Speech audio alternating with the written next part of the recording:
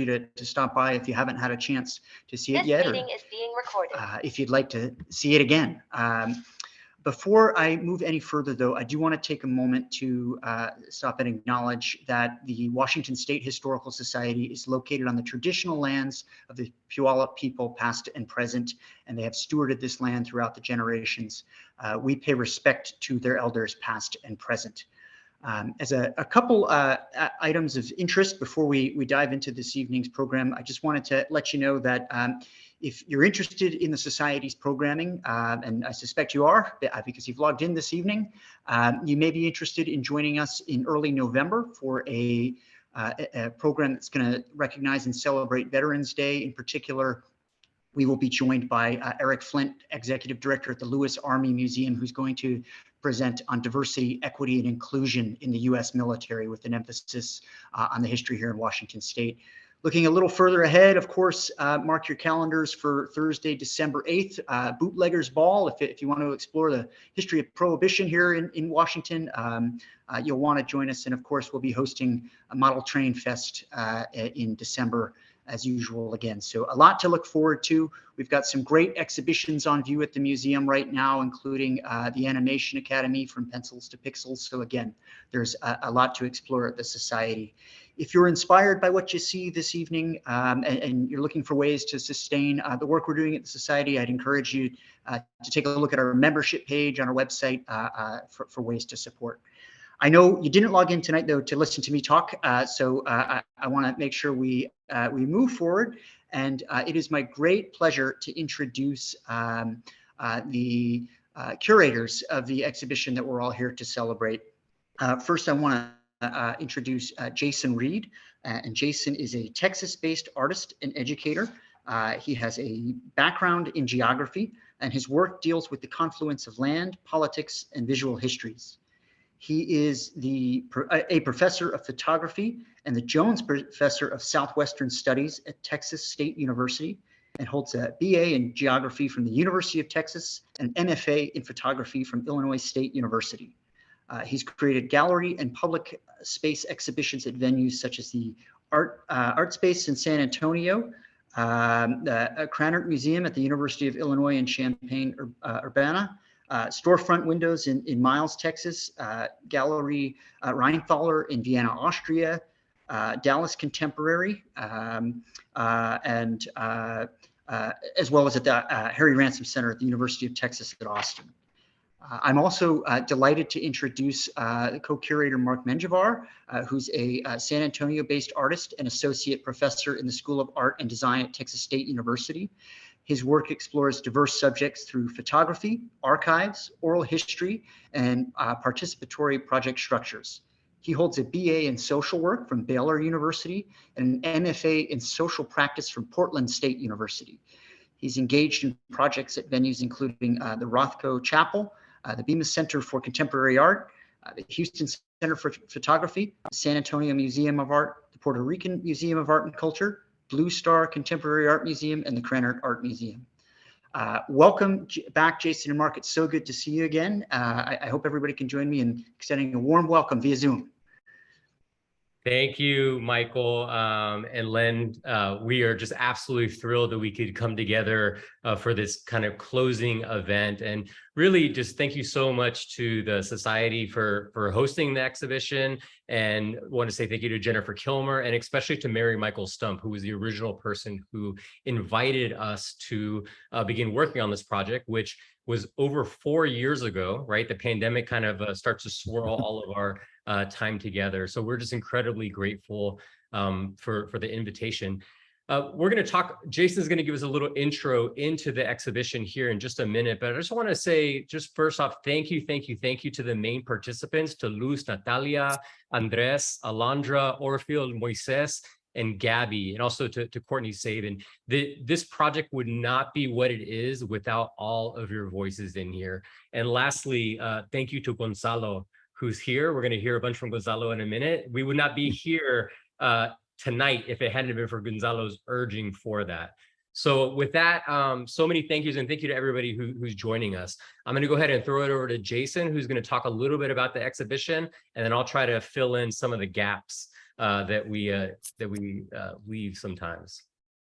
And just to echo Mark, well, first, thanks for everybody for being here, and Gonzalo for putting this together. It means a lot to us.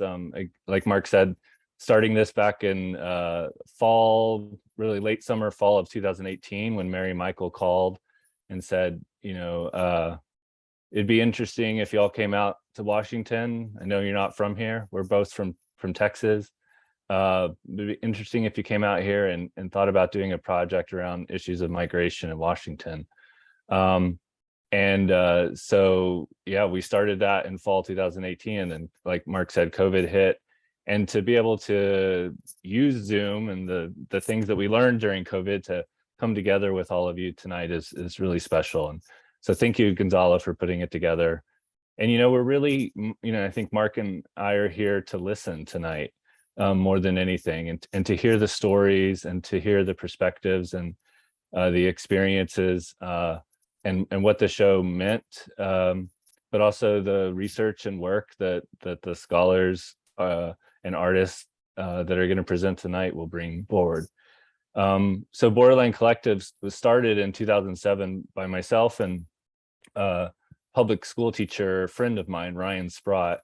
And it's an art and education, like long-term art and education project, really with this idea of fusing art and education as a way to build new histories, counter histories, parallel histories, and to kind of break away the binary and the mythical and complicate the stories of the Southwest and the American West. And a lot of that comes from Ryan and I growing up in West Texas and being a couple hours from the border. And seeing those kind of mythical narratives play out in our childhood, and wanting to kind of find ways to disrupt those or complicate them. And a way to do that was to work with communities. And so we first started working in 2007 with Ryan's high school students in a little oil town called Big Lake, which is in the middle of nowhere in fracking country in West Texas.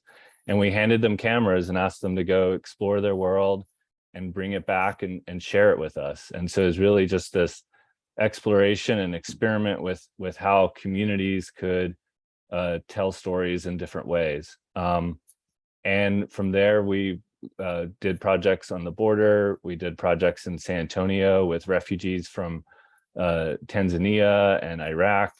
We've done projects where Mark and I worked on a project all about Central American history and traveled that around the country. And then Mark used that as a catalyst to record migration stories. And he has beautiful work in book form of that. And so we have this kind of history. And Mary Michael used to be at Texas State University where we were, and then she moved to Washington to take this job at the Historical Society. So she knew our work and she reached out and invited us. And it happened to be that fall or that summer in 2018, I had just finished a project with Ryan in West Texas with youth who were part of the Migrant Education Network. And again, handing them cameras, having them draw maps of their communities, having them photograph the dairy farms where their families worked. And then making newspapers and printing big prints and putting them in the storefront windows. And while we were working on that project, we just happened to talk about Washington. And they said, oh, there's this really amazing person up there called named Luce, who runs the camp program at UW. And they had seen Luce present at a conference. And then Mary Michael called and I said, yeah, okay, we should reach out to Luce first. Because that was our only kind of connection. And Luce was amazing. And I don't know if she's here tonight, but she brought us in and we flew in and she picked us up at the airport and she drove us to Yakima and she introduced us to her uncle and then showed us the church where she went and her home and just really embraced this project. And there's Mark and Luce there looking at pictures. And from there, she introduced us to staff members like Natalia and students, and we just built a connection. And over the next year or so, started working with them. Mark, I don't know if you want to jump in. Yeah, I would just say, I think that for us, right, when we're not from from the community, I think the first thing that we start off is we come with a posture of listening and wanting to learn. And so much of what was happening is that as we were working, we started working with about 70 students, and then that kind of came down to about 6 families that we worked with. But people were sharing images with us and then telling us, right, what was happening inside of those images. And so as the exhibition started to come together, all we were really trying to do in a way was to recreate that meaningful experience that we were having. And I think that a lot of what we do as a collective is we do just try to create opportunities for people to have meaningful engagement with images and stories that people are presenting themselves. And that became a really important structure to the whole project. And the slides that you're seeing right now are images that are on the wall, but also in the exhibition space, there's a 4-hour looping video that has images and individuals talking about those images. It's just their voices. Our voices are not present inside of that. And so really that is the bulk of this whole exhibition, is people talking story, right? Sharing stories from their lives. Right. And so we, once we kind of connected with these families, we were invited to their homes. We went to Orfil's home and Moises's home and ate fruit in Moises's amazing orchard and met his dogs, and sat on the couch, and we had a scanner with us, and Mark was recording, and we were having conversations. And so we scanned the photographs and then reproduce them back in our studio at Texas State. And that process I kind of point out because it's really important to us that we didn't like take the photographs and take them out of their home and put them in the museum, but we scanned them and reproduced them as reproduction prints, and left the prints where they should be with the families, right? And then what was also really important is that we had that context of them writing the caption. So I created a Google Doc with all the pictures and then invited everybody in, and they went in, each participant went in and wrote those stories. And maybe Natalia can talk about this later, but like, I think part of that process, from what I kind of heard through texting with different people and stuff, was that they would have this picture that they really liked, and then they would have to go and ask their parents like what was going on, because maybe it's their parents at the zoo right before they were born, or like when they were really young, like this picture of Orfil. And so that conversation was sparked through that catalyst of a picture. And so I think what you see here, and Mark kind of mentioned, is this idea of like setting up these spaces and these frameworks where exchange can happen and storytelling can happen. So like we go and we set up that framework that we want to collect these pictures and scan them and have these stories told. And then in order to do that, the parents and the kids have to talk about what was going on. And then you put that on the wall, and then somebody comes into the space and they start having dialogue with that work. And then we have events like this where new exchange can happen. So I think a lot of it really revolves around exchange and opportunities for sharing.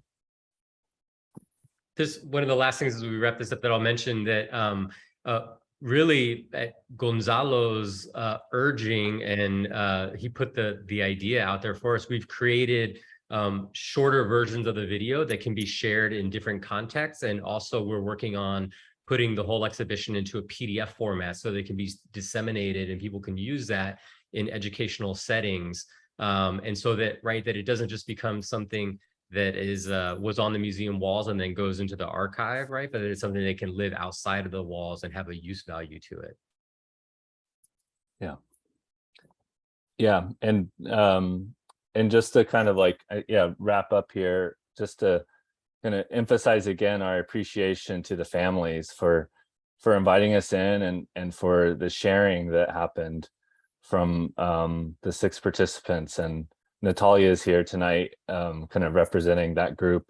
And again, thank you to Gonzalo, who's been, I think we met Gonzalo in the office, in Luce's office, right? When you're maybe once, I think, and then he's just been such an advocate, and he invited us to Colgate, and we were able to do a talk there. And then Gonzalo, you're coming to Texas State soon to do a talk at Texas State. So again, these like opportunities for sharing knowledge and experience and exchange that come from the kind of invitation to create art, I think is a beautiful thing.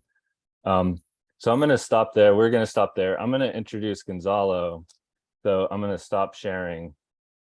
And let me jump over to Gonzalo's bio here. So like I said, we met Gonzalo in Luce's office at UW, and there was like a kind of immediate connection. And Gonzalo has this like an amazing energy and passion and care for these histories and these stories, and it's infectious. I'm so like honored and yeah, now I'm getting teary-eyed thinking. Now I see like everybody's faces, Natalia and Gonzalo, but just like the kind of energy and the excitement to bring these stories into these new spaces, like by hosting this event, and we really appreciate it, Gonzalo. Dr. Gonzalo Guzmán is from Wapato in the Yakima Nation of Washington State. His research focuses on the racialization and educational histories of Latina OX communities in the Mountain States and Pacific Northwest of the US.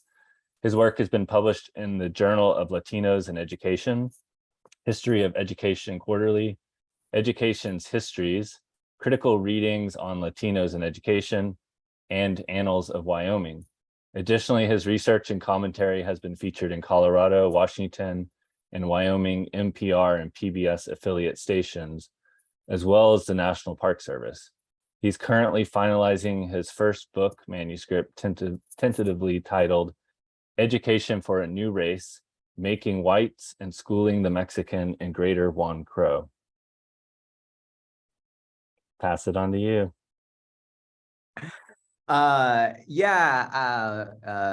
Thanks for everyone for being here. I mean, this is just amazing, and it just speaks to not only the love for this work, but love for the 509, the Yakima and Wenatchee Valley, for farm workers, the discussion of migrant education, Latinx history. So I appreciate the amount of love here. Full disclosure, the origin of all of this actually came out of a frustration when I first heard about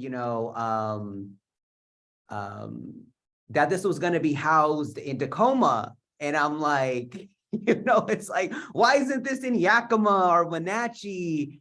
And I've had this metamorphosis over time that in recognizing the importance of having this exhibit at the Washington State Historical Museum, because we are part of the state's history and we are part of the national history, and now my framing has definitely moved to why not that museum, right? And so just thinking of the symbolism of literally us being part of that larger narrative.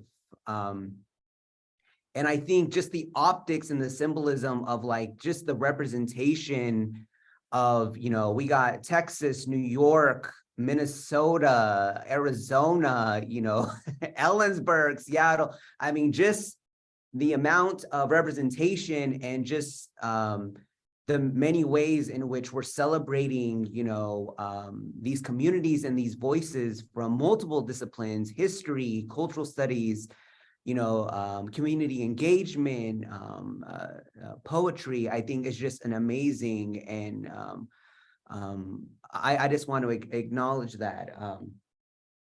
And speaking of acknowledgement, I also want to acknowledge the Yakima Nation and the Yakima communities, because we're talking about the 509 in the Yakima and Wenatchee Valleys, which are on their land. I also want to acknowledge, the histories of the Japanese American and Filipino American community as well, that were critical and are critical to the valleys. And also, speaking of UW and camp program and higher education access, a shout out to the University of Washington's Black Student Union, because of the critical role they played in the recruitment of the first large cohort of Latinx students to the University of Washington of the class of 1968. And thus we are living with their recruitment and their advocacy, and in many ways in line with the theme of this exhibit of acknowledging, you know, the sacrifices that people have made. So I want to add on to that. A lot to celebrate and a lot to acknowledge. And so I just want to introduce the rest of the panelists, and I'm gonna shut up because I truly want this to be a discussion and a celebration of all the people we have here. So to get things started, all the rest of the panelists, Monica, Josué, Yesenia, Ricardo, Natalia, actually, instead of me doing a formal introduction of you all, I would appreciate you sort of sharing with the audience what you want to share about how you want to introduce yourself. And also, as you're introducing yourself, can you specifically name your relationship to the Yakima and Wenatchee valleys? As just a way to get us started to learn a little bit more about you, and in the spirit of the exhibit, having you say who you are as opposed to me saying who you are, right? So let's start. Monica, do you want to start us off? Absolutely. Well, thank you so much, everyone, for being here. It's so, wonderful to be included in this conversation about such a special place. For me, I didn't grow up in the Yakima Valley, but I have the privilege of being able to learn about and share a story that's really important and a really important part of the history of the Pacific Northwest. So I am currently an assistant professor in the School of Transborder Studies at Arizona State University, but I got my PhD at the University of Washington in the Gender, Women, and Sexuality Studies Department, and have been working on and finally published my first book that you see behind me, Feminista Frequencies, Community Building Through Radio in the Yakima Valley.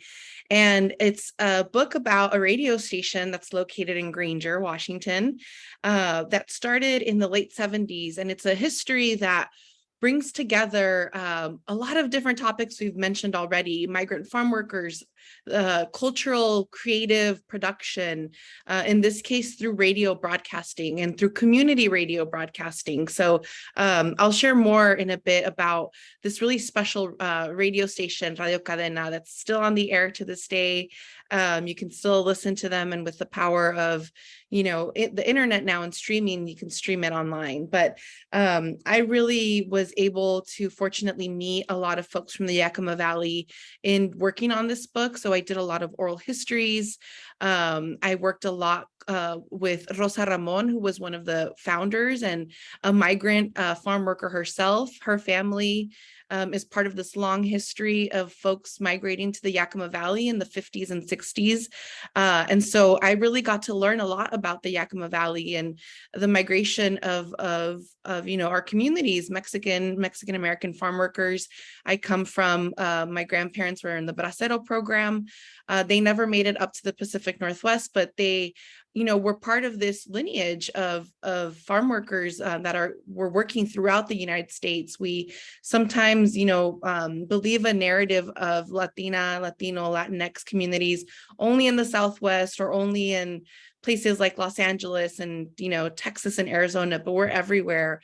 And this book and this radio station show us how deep the histories are of Mexican American migrant farm workers in the Pacific Northwest. So I'll share more in a bit, but I'm just really privileged. I didn't, I was one of the many people that didn't believe and that was shocked to learn about Latinos in the Pacific Northwest. When I went to graduate school, I was, pleasantly surprised that I could find just as good as tacos up in Seattle and South Seattle and in the Yakima Valley when I would go out there for research.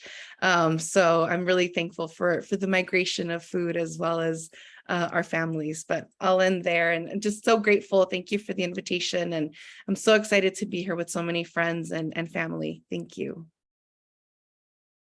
Thank you. Josué, do you want to go next? Yeah, sure. Thanks, Gonzalo. Like to say I'm proudly from El Valle de Yakima, El Valle. I'm a first-generation college student, come from a migrant farm working background. My parents have worked in the Yakima Valley picking all sorts of fruits and vegetables, but we also migrated over to Mount Vernon, Burlington. So I'm very familiar with picking strawberries and blueberries there. And then our third stop was over in Brewster, Washington, Okanagan. And so I picked apples over there, but our place of residence was the Yakima Valley. I'd like to also say that I'm a former director of the College Assistance Migrant Program over at Washington State University, an outstanding program, a program that's dedicated to supporting students who come from migrant farm working backgrounds. Just an amazing program. When I graduated from my small town in Grandview, Washington, shout out to Grandview, Washington, went over to the University of Washington, had a horrible transition, almost wanted to drop out, it wasn't great. And I wish I would have had a program such as a camp program that would have helped me transition. So when I heard that they had a program, I was excited. I'm glad that program is still there helping students. Directed a camp program at Washington State for about 4 or 5 years. And then I got this idea that I think I want to go and get a PhD. So I gave up my full-time job. I moved my family and my 2 little ones. My youngest one was only 3 months old when I started graduate school. And so 8 years later, I graduated from the University of Washington with a degree in history. And I ended up getting a position here at Central Washington University, teaching in the Department of History. And my focus, my area of interest is voting rights. And I'll just say this for now. Farm workers in Washington State were pivotal to a national voting rights movement that led to broadening legislation that would allow them to get voting rights. And just want to mention there is also a Supreme Court decision that's being debated right now. Looks like that Voting Rights Act could be further gutted. So I'm keeping my eye on there, but voting rights is so important. And I know that farm workers in the Yakima Valley played a pivotal role to remove literacy tests, expand voting protections throughout the country. Thank you so much, Yesenia. Hi, everybody. I'm Yesenia Navarrete Hunter. Thank you all so much for inviting me and Gonzalo for organizing this. I was born in Mexico and raised on the Yakima Reservation. So more shout outs to the 509. Soy la hija de Alberto Márquez y Guadalupe Márquez, que tienen su casa en la ciudad de Huápato, que existe en la reservación de los nativos de Yakima. I want to acknowledge the Yakima tribe as a place, the stewards of the place where I grew up. And I also want to acknowledge the labor that has shaped the region into this rich agricultural landscape that feeds the world. Labor that was built on indigenous, Black, brown, migrant, immigrant families and children, including myself as a child. I not only grew up on the Yakima Reservation, but I also was a migrant farm worker. And really my connection to the region is through labor. I feel like I can understand the contours of place because of my physical participation on the land. And when I decided to go to get my degree, I actually, because of being around people like Monica Dr. Dr. Mónica de la Torre, and women at the University of Washington that I saw, Latina women, other women that mentored both her and I, who were mothers. I thought maybe I could do this. Maybe I could, take my kids and move them. Now I at great cost, right? At great cost. But as a migrant farm worker, the dislocation and the rhythms of disruption are so ingrained and embedded in our bodies sometimes that we just keep fighting. We just keep going. At some point, like now my body's telling me to slow down a little bit. But I did decide, even though I had this experience on the land, to read the land and the people and the laborers through the lens of history.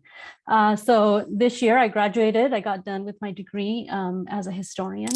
And what I decided was to really think about how these labor scripts, how these ideas of labor and laborers come about. And so my work actually really focuses and starts with the Yakima people as laborers, and their work of refusing colonial projects. And I know we think a lot in academia and in regular spaces, all spaces that we're in, social media spaces, about decolonization, which is a really important thing for us to consider.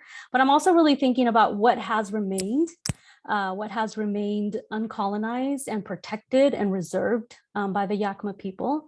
And I'm also right now working on a project that looks at Japanese farmers on the Yakima reservation. So I'm really excited to be here. It's a full circle to come back and just be with all of you and to look at these beautiful images that I look at often in my own family archives. So I'm excited for this conversation. Thank you again. Thank you so much. Ricardo, you're on deck. Speaking of baseball. All right, batter up. Hola, saludos, buenas tardes a todos aquí. Good evening to everyone here. My name is Ricardo Ruiz. I am a multi-dimensional writer of poetry and prose. My connection to the Yakima Valley and the Columbia Basin is my parents migrated from Mexico in 1972 to come and work as migrant farm workers. They received their permanent residency in 79. In 83, my parents received citizenship, and in 85, I came around, being born in the 509 to them, having grown up in Othello, Washington. I currently reside in Seattle, working as a poet. I published recently over here. We had our reasons.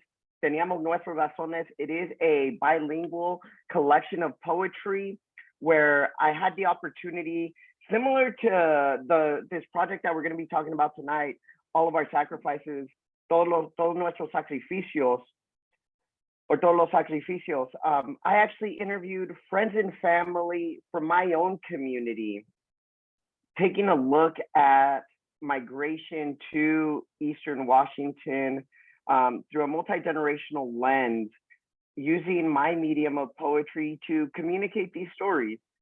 As the photos that we'll look at tonight work to communicate stories, the poetry that I have been working on serves as a translation of my own community to itself. Originally, I designed it to record my parents' story for my children, who, though right now they're too young, and rightfully so, don't desire to know their grandparents' sacrifices. I wanted to record them so when they come of age and desire to have them, their sacrifices can be recorded in their own words through the medium of poetry. So I'm very honored to be here tonight with such amazing panelists. I am in awe of the incredible people that I get to share this with. Thank you for allowing me to take part. And yeah, I'm excited.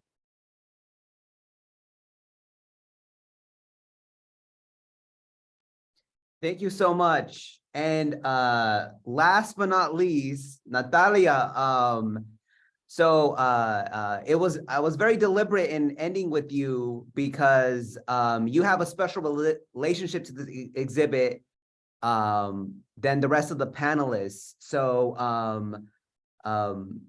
when you talk about your relationship, I also hoping that you can talk about specifically your relationship to the exhibit as being a participant and just, you know, being part of the process of putting it together and being one of the featured voices, actually pictured and being actually part of this living exhibit. And also reflecting back what the exhibit means to you. So I'm ending with you because you are part of it. So Natalia, it's your time to shine. Thank you, Gonzalo. Thank you, everybody else. I also want to acknowledge the Wenatchee tribe, the Wenatchees, which we don't hear a lot of often because of the fact that there was a lot of relocation to both the Yakima tribe as well as Colville Reservation. And so I am barely in the beginning stages of learning about the history of the town that I grew up in as well, but I just wanted to acknowledge that. It's very clear, like I've said, like probably 12 times already, I grew up in Wenatchee, and the fact that there's authors in the room, professors in the room is so, like, it warms my heart so much because of the fact that, like, we made it, y'all.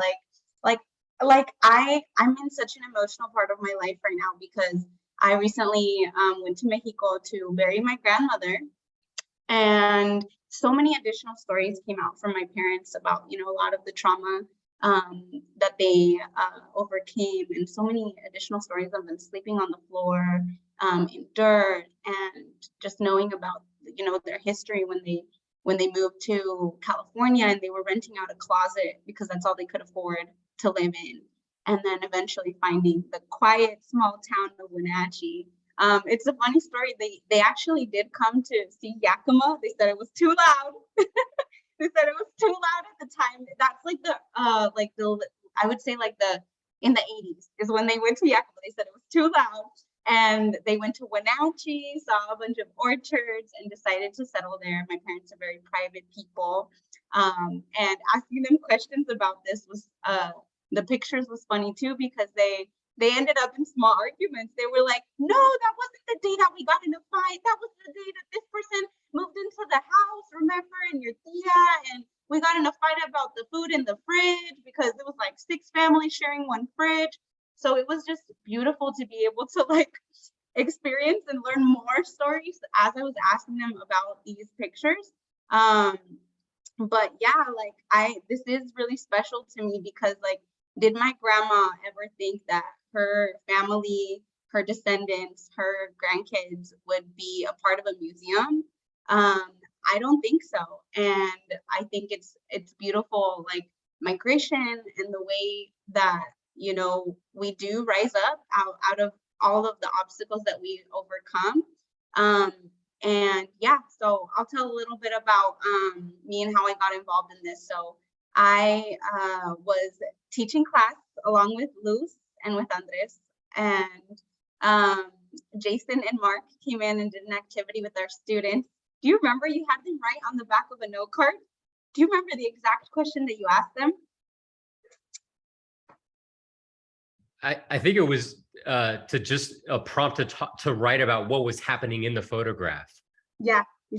And that's how I got introduced to everything. So basically, you know, that was my first quarter teaching with the camp program. Shout out to the camp program. I was a part of the camp program, probably one of the main reasons I didn't drop out of college, because all of the people were just checking in on me. Why are you not going to class? Why are you not you know, showing up to these events? And so yeah, we were teaching class, and Mark and Jason introduced us to really being able to talk about our stories, and introduce our students to really, you know, be vulnerable, because you know, they come to a school that, you know, is very large, you know, sometimes bigger than their hometowns, Wapato, you know, other really Granger, really small middle schools, small high schools, and a class of 700, you know, 700 students back to back all day.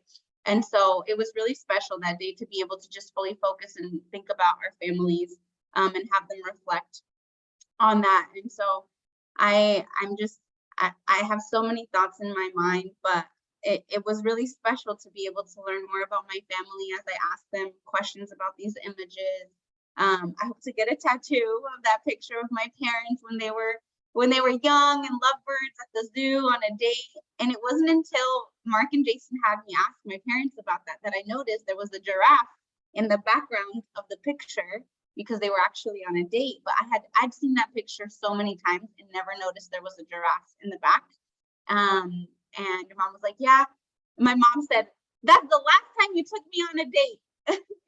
And so, well, of course, in Spanish. And so that was hilarious. Yeah, there's a giraffe right there in the back. And like my dad's jawline and just like the California vibes and the poofy hair. It's so beautiful. But yeah, slight argument that was started there about the last date that my parents had. But I do just want to say thank you to everyone, and thank you to Gonzalo for allowing this space for us to talk. I'm so excited to learn more about everybody here, all of these great people and leaders in our community and in our hometowns and everywhere that we go, because I think it's a special place in time and a difficult time that we've been going through these past couple years, and probably since we were all born, but we're fighters, and we've known that since we were little, and we were getting in trouble for questioning everything. Yeah. I don't know if there's anything else specific that you want me to talk about, Gonzalo, but yeah, that's a little bit about me. Natalia, you can keep on talking forever, but it's a perfect segue to my next question, and that's specifically about the exhibit. I mean, just the running photos and just the stories you've all shared and how generative it's been about really a celebration, not only of the past, but also the present. Of Yesenia mentioned, like, of what still remains. And so in that spirit, and this is an open discussion, so I'm being a lazy facilitator, but just what reflections you all have about the exhibit, and more importantly, about specifically what you want to say about the significance of Latinx history in Washington State, outside of just how we're all representing it in this moment right now. So once again, a reflection on the exhibits, and a larger reflection on Latinx history in Washington State. And if you want to bring in all the Pacific Northwest, go for it. All right, y'all. So whoever wants to jump in, it's all you. Oh, there you go. I'll take the lead on it. There was one photo that really just stood out to me, and it was the family with the blue Subaru, and the caption has said that the dad had stepped out to take the photo, and it's winter time and the family's in the car, the fields are in the background.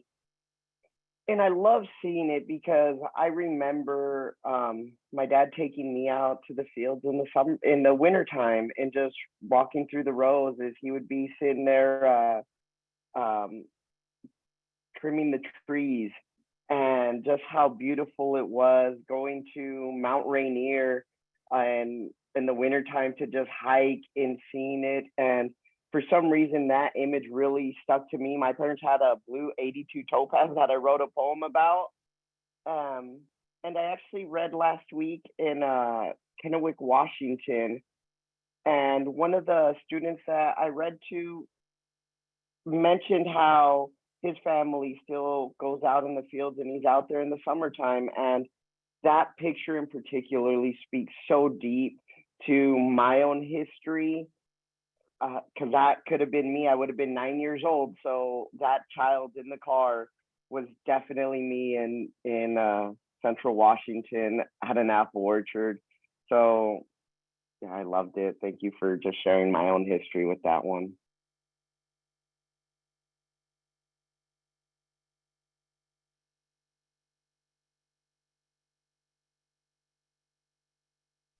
I can jump in real quick, just to reflect on the importance of photography, especially in my own work in learning about Radio Cadena and the history of the radio station. So Radio Cadena, for those that aren't familiar, was one of the first full-time Spanish language community radio stations in the Pacific, well, in the US and in the Pacific Northwest, became a very significant tool to communicate with and link together farm workers throughout the area. It, served as a hub for community, the radio station itself.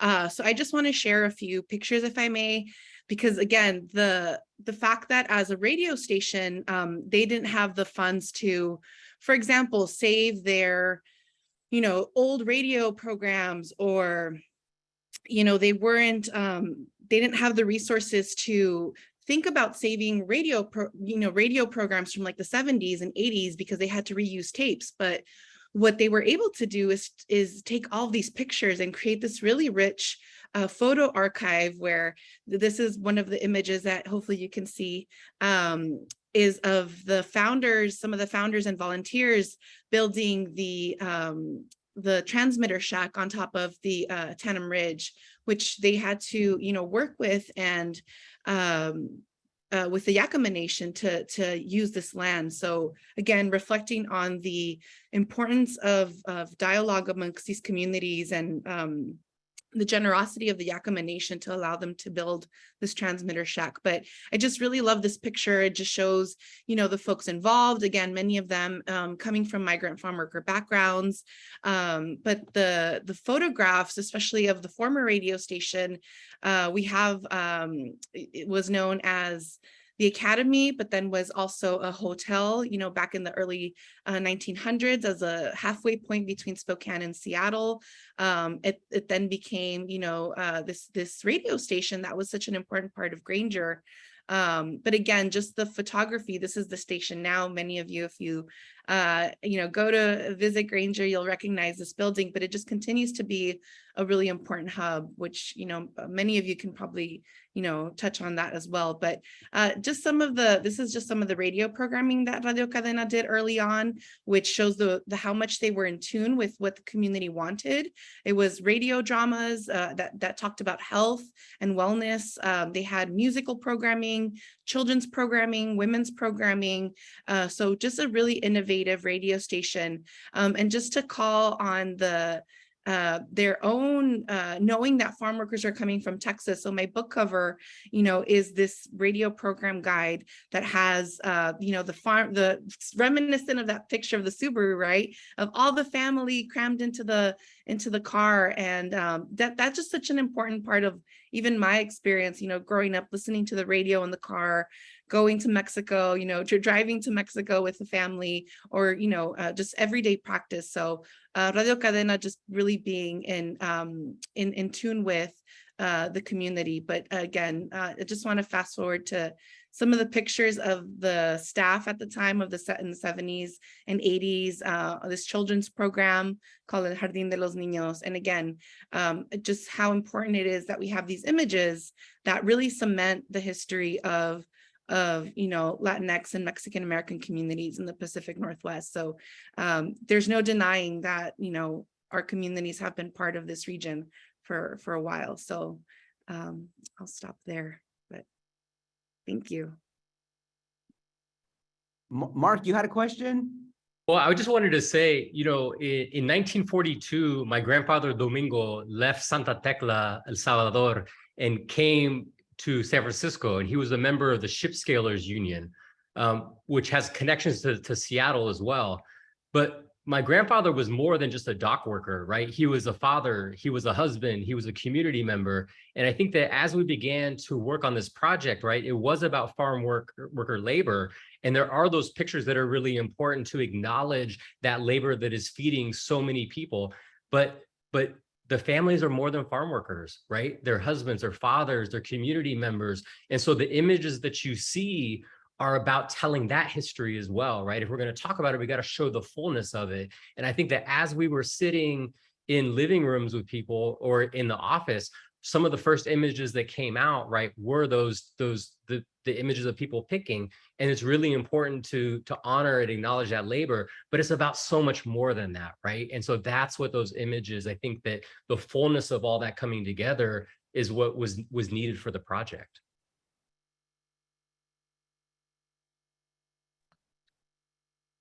I want to touch back a little bit into what Monica was saying. I think it's so incredible we were mentioning about photography, art in general, and education, right? Like, our people are artists. They have been for forever. And I like, especially in the Wenatchee Valley, a program that has been very, very influential in you know, giving a tool for people to express themselves is the mariachi program that has been there for many, many years. Ramon Rivera was someone who now is in the Mount Vernon area, but was in Wenatchee for many, many years. And like, so many of us graduated because, like, if we showed up to school, we got a trumpet, or we got a guitar, or we got a violin, we got a guitarrón. We got to make noise in school. We got to go up in front of all of the students that like hated us at school, but play music and have them just look at us weird and us feel so cool, and them not understand what we were saying, but we knew what we were saying. We were like singing the songs of our family. And so I think that music and art, as we know, is so important to be able to express yourselves, and also like as a tool within education. But that's what's been on my mind, like as we're talking about photography. Yeah, music has been a really big part of my childhood and my life still to this day. Probably the best way that I relieve stress still and like make it through those tough days. But yeah, that's what's on my mind. I want to take us back to and talk about photographs, if that's okay for a second. I'm going to share my screen and just share a couple of family photos. Hoping that you can see my screen here.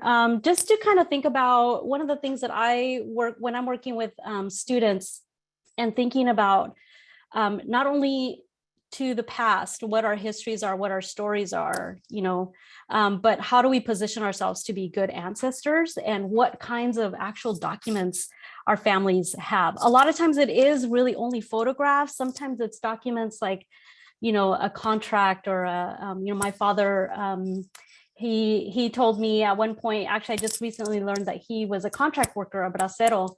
And one of the artifacts that he has is a piece of metal, a tool that his father used as a bracero, and then he pulled out an image.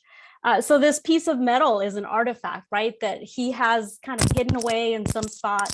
But bringing us back to photographs and how we can position ourselves to be good ancestors, to think about someone's going to want to tell our stories, you know, 100 years from now, 50 years from now. What will they look at? What kinds of things are we putting aside, squirreling away? We don't have a lot of family photos. Actually, I'm the baby in this photo here, but I'm number 13 of 17 kids. So there's many more children that came after me in this photo. And it really is a true treasure to consider the family archives and the oral histories that we're able to preserve. This is a photo that was taken by the company that we worked for. They would go around and take photos. Sometimes I'm in here somewhere, I can't remember where. And then I just want us to kind of think about how important it is for the process of collecting these stories, and as I guess stewards, being good stewards of these materials. I just want to honor the folks who pulled these materials together, and how you explain that you actually scan the images rather than take them. And so for so long, museums have done harm to our communities and communities of color, because they've acquired materials, right? They've hoarded things, they've hidden things away, and people can't tell their own stories. So I'm really lucky. I only have really just a handful of photos of our time as farm workers, but you know, those stories are encoded in who we are, and they're encoded in the relationships that we collect. I just want to share just two more photos here. This is my mom and dad, and I want to bring us back to something that Natalia said earlier about how these stories evoke, you know, like a fight or that conflict. When I started collecting oral histories from my parents, one of the biggest conflict that I encountered was timing. Because I'm a historian and I'm obsessed with dates. ¿Y cuándo pasó? ¿Cuál año fue? You know, when did that happen? But do you know that they mark our family members, our elders mark time in a much different way than we do here in this like Western construct. My mom actually marks time by the flowers that are behind her. When I asked her, Mami, ¿cuándo compraron la casa? When did you guys buy that house in Wapato? She says, okay. It was the first year that we went to work in Mount Vernon. Shout out to the other migrant worker that worked in Mount Vernon. And it was before the Malvarrosas came up. And so for her, timing isn't about dates. Timing isn't about a specific time on the calendar, but it's very cyclical. It's connected to nature, it's connected to place. So just as we kind of think about how rich these stories are and how they evoke even that conflict. No, era la última vez que me sacaste, that you took me out on a date. It's really because these stories, they're really pulling on something that's so important to who we are and that make us who we are and how we relate to those around us. I'll stop there. I just wanted to show you those cute pictures, but also talk about that.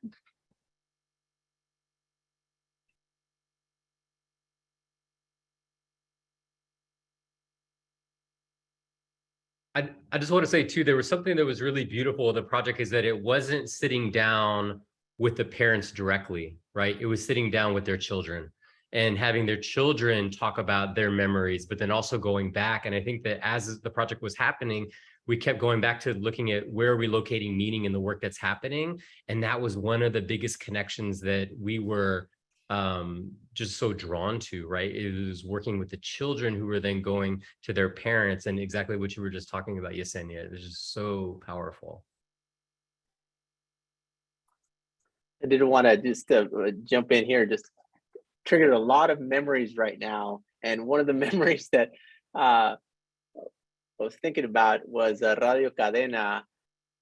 I remember playing there as a kid all the time. My parents would go to the radio station because they were trying to get their papeles, right? They're working with the folks there to try to get us pathways to a residency and U.S. citizenship. And I was thinking like, yes, that was an important community center, but there was parties all around that Radio Cadena. It was a lively place. But the other thing I also remember very much about Radio Cadena is they would be the pulse of the community. If they knew that there was immigration officials around, they would be broadcasting that, hey, the inmigración is in this areas here, avoid these areas, don't go to these areas. And this is an activist radio. And the other thing from the exhibition is the image that most caught my attention was they're in the ladder. The little kids are with their cubetas, the cherries, and I was thinking like, oh my goodness, that was us. They would give us the job, the little ones, they would call it barbear, pick the fruit on the bottom, right? They wouldn't allow us on the ladders, but when they would, it would be an extra special experience, right? Just an amazing picture, brought a lot of memories to me, and then. The other thing that I noticed is that the kids aren't necessarily smiling, right? Because this is in the summer. Other kids had the opportunity to sleep in, not us. I remember having to get up, like Lou said, 4:30 in the morning, parents waking us up. And the other thing that, it triggered all these other senses as well, tastes. My mom would prepare us café con leche with a lot of sugar in it. And I thought she was being very nice. I was like, oh, my mom's wonderful. She's making us café con leche. This is great. This is awesome, very sweet. But she was preparing us because when we got to the fields, she wanted workers that were productive and workers that were awake and ready to pick this fruit. Oh my goodness, So those are some of the memories that these photographs just triggered. So thank you for collecting these images. It's wonderful.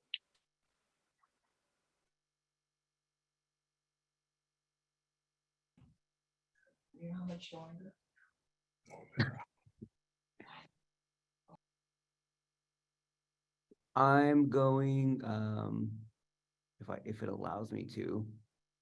Oh my gosh, where are you at?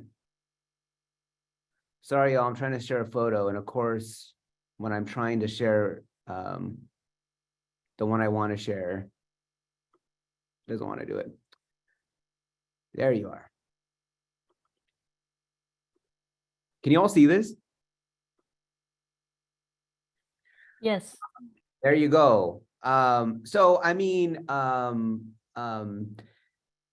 just the very existence of this exhibit that is an engage and share exhibit. Like we would call this a counter exhibit. And Yesenia mentioned this about the history of what museums and exhibits have done, which have been very extractive and very colonial, meaning we're going to take, but we're not going to share. And even just the way this is done by Jason and Mark, that, you know, this was built on connections they made by working with people who worked in UW camp, went to the homes, they brought the scanner, they didn't take anything, right? And the community members are the ones who participated a la writing the actual scripts. And before I dig into these photos, you know, I've been thinking a lot about, you know, this theory of change, about truly what does it mean to represent ourselves and have our own memory of ourselves. And I think of, you know, the work of Tuck, you know, an indigenous scholar who wrote, you know, very famous, co-wrote it, you know, decolonization is not a metaphor. And sort of her critique is that, you know, so much of what we do in terms of we, and not just indigenous communities, but like all historically minoritized communities, is that it's always been about raising awareness about how much we've been hurt, like this damaged narrative, as opposed to the humanity of us, which you have all invoked, by the way, like smiling, the memories, the multiple representations, the activism, like who we truly are. And, you know, just thinking about all what you've shared, all the scholarship, all the activism, just everything that's going on right now, it makes me think of, you know, also what Tuck says, and, you know, she says, you know, what if we believe that our own awareness, that our own knowing is enough to make change? What if we did not wait for others to also know, but were inspired by our knowing? What if we hold true that we are the ones that need to know and not others? What if we believe that we are the ones that make change and that others are not more powerful than us to affect change? And I really think that this exhibit speaks to that, particularly given the ways in which we have been represented, and which was almost through an entire lens of photojournalism, particularly in the ways in which the lack of agency, particularly of farm workers, has not been acknowledged, right? Josué talking about how much of a role we have played in, you know, the Voting Rights Act. Monica about like, it's not one of the Spanish language stations, it's the, like, it's part of like pioneering the work of UW Camp being not one of, but one of the leading programs, like, you know what I mean? That's what I mean. And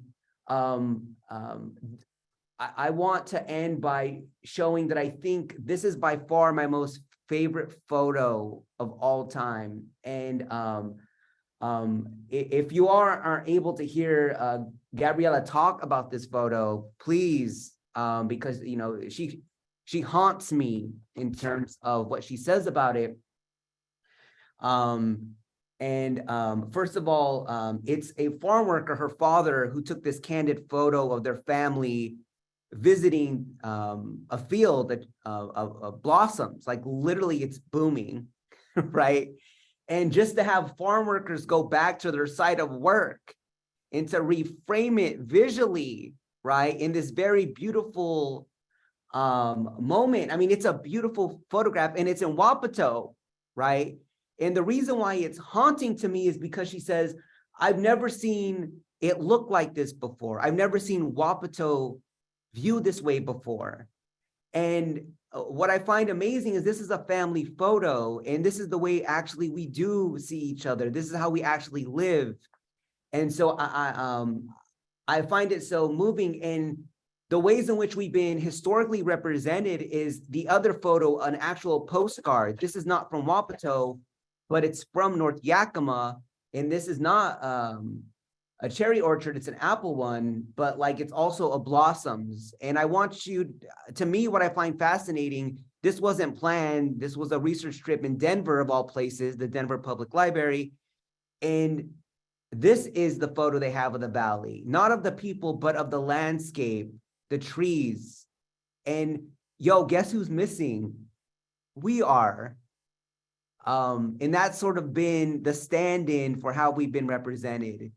But yo, no longer. And I think this entire conversations exhibit the work you're all doing is you know, an exclamation point, like punto, we are here. And so definitely looking back at that image, I keep on going back to it. It just is a continuous reminder of the beauty, the strength, but more importantly, the reality of who we actually are. And so this is what this exhibit has invoked for me. And so I deeply, deeply appreciate that.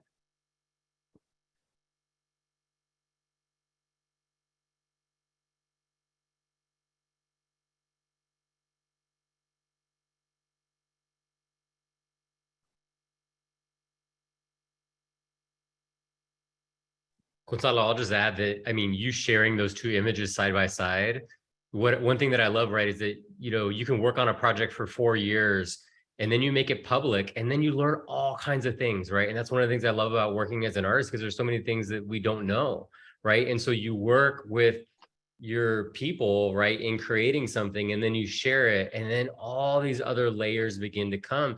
And if I'm honest, I think I used to feel really insecure about that, right? I used to feel like, oh gosh, we got to figure everything out until we make it public. But that's not the way it works, you know? And so now I think it's just been something that we embrace. And so you make the work with people, right, in as much transparency as possible, and trying to honor and lift up all of those around, right? And then you make it public, and then you begin to share, and then you learn even more, and there's more layers. Then it becomes iterative, right? And it leads to the next thing, to the next thing, to the next thing. And so the visual of you just sharing those two images side by side and your connection about who's not there is, for me, is a moment that I'm just like kind of put back on it. So thank you for sharing that. It's incredibly powerful to see that. Yeah, and I'm going to add that you talked about the voices, and Mark mentioned this earlier, but if can y'all see that? You can actually like hold your phone up and do it right now and then watch it later. It'll take you to a Vimeo 25-minute video that Mark put together.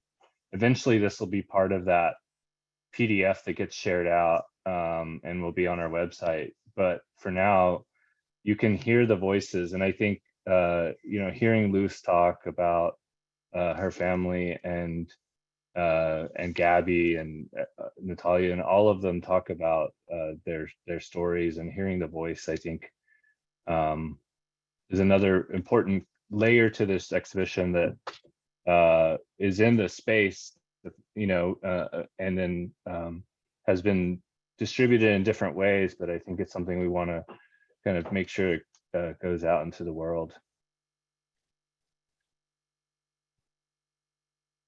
I dropped a link into the chat in case anybody's having a hard time accessing the QR code, so that you can pull that up and listen to it later. And this is only 25 minutes of like 4.5 hours of looping video.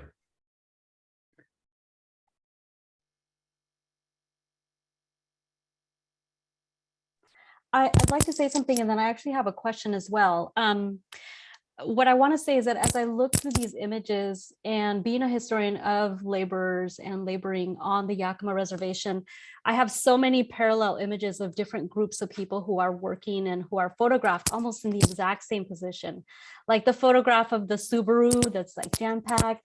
I could put my own family photo right next to it, but I could also place in relationship to that, family photos of Japanese families and Filipino families and indigenous families, things that I've come up and I've seen in the archive as well. And so there's this, for me, it really evokes a connection that is connected to the land, but also across time and space.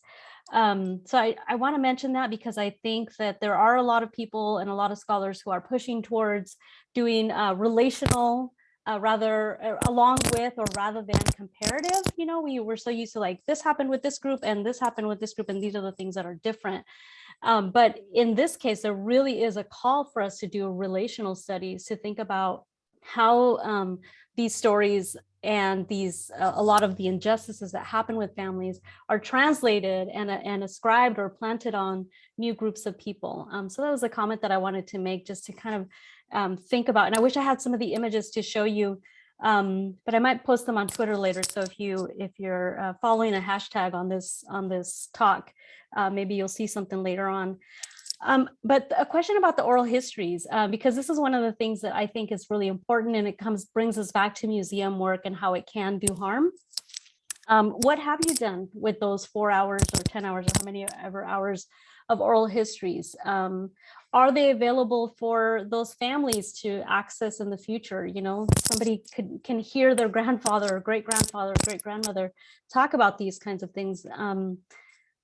Yeah, that's my question, is like, how do they become, what happens to those? It's a great question. And one thing I just want to name too is that, right, you know, oral history takes many, many different forms, right? So what we did was not life history interviews, but they were done in an oral history spirit. And when I say that, so often what I think about in that interviewing style, it's about being kind of the banks to somebody's river, right? Of how do you help somebody tell their story and not be a block to it.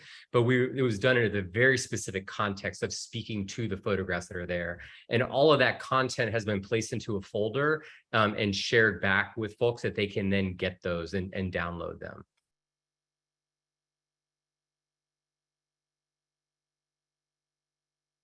And that's like, I mean, I could talk about this for days, right? I think closing that loop is really important. You have to be able to do that, right? And it's not, yeah, I mean, if you're not contributing back, and then also too, what happens if somebody all of a sudden says, I don't want to participate anymore, right?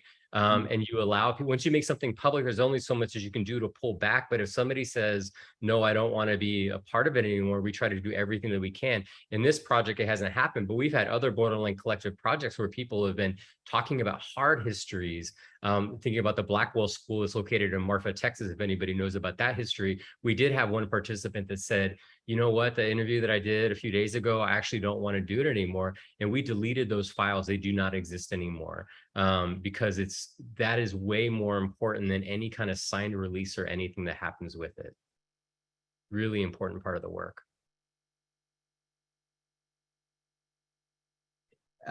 I just want to comment before I ask sort of the closer question, because I really want to get to some poetry.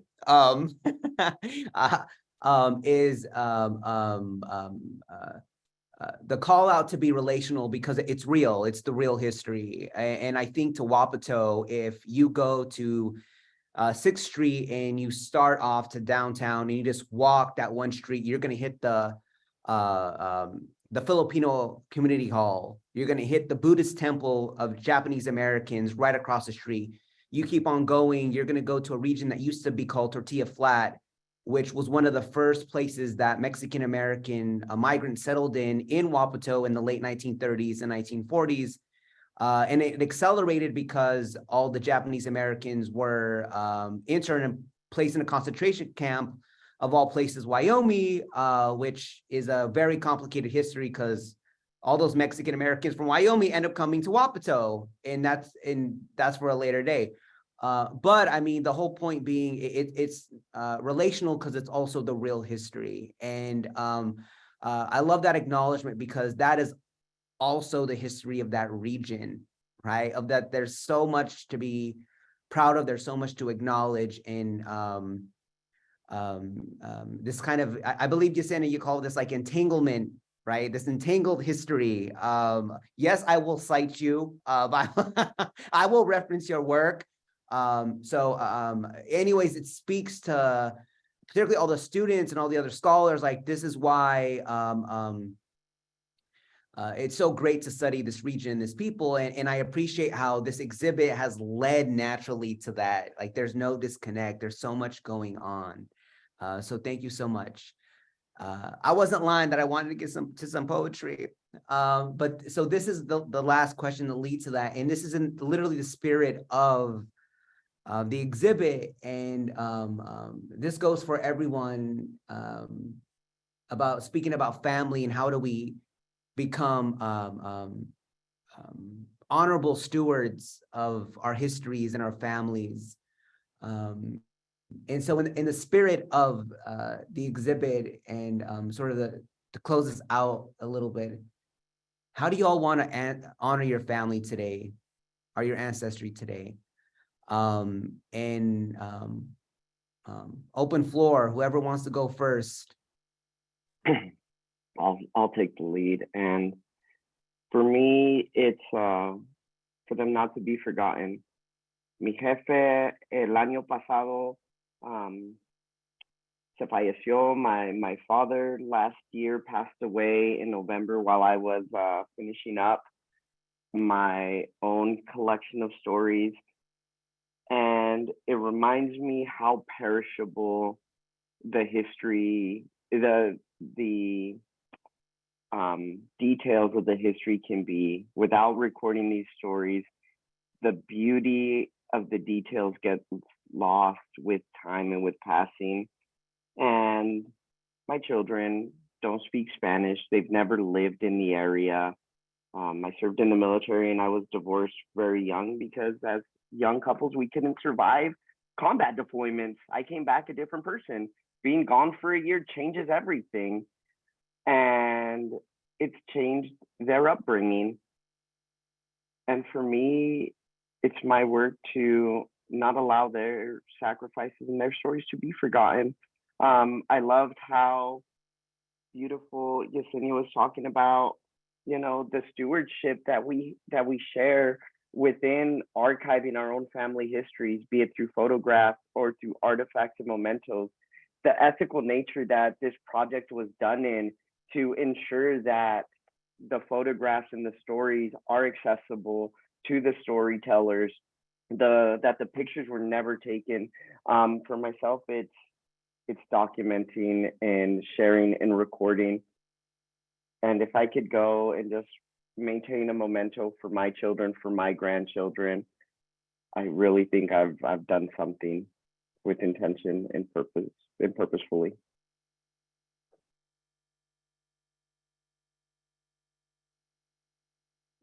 Thank you. That was very powerful, Ricardo. Thank you so much for sharing that. I want to show you a historian's hands. They got no callus.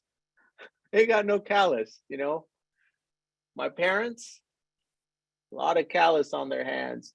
One of the things that I remember is we're picking asparagus outside of Sunnyside, Washington. No shade, you know. And my parents just sit us down. We're having lunch. The sun is beating down on us. And they're just reminding us, like, look, you all have an opportunity to go to school. Échenle ganas, you know.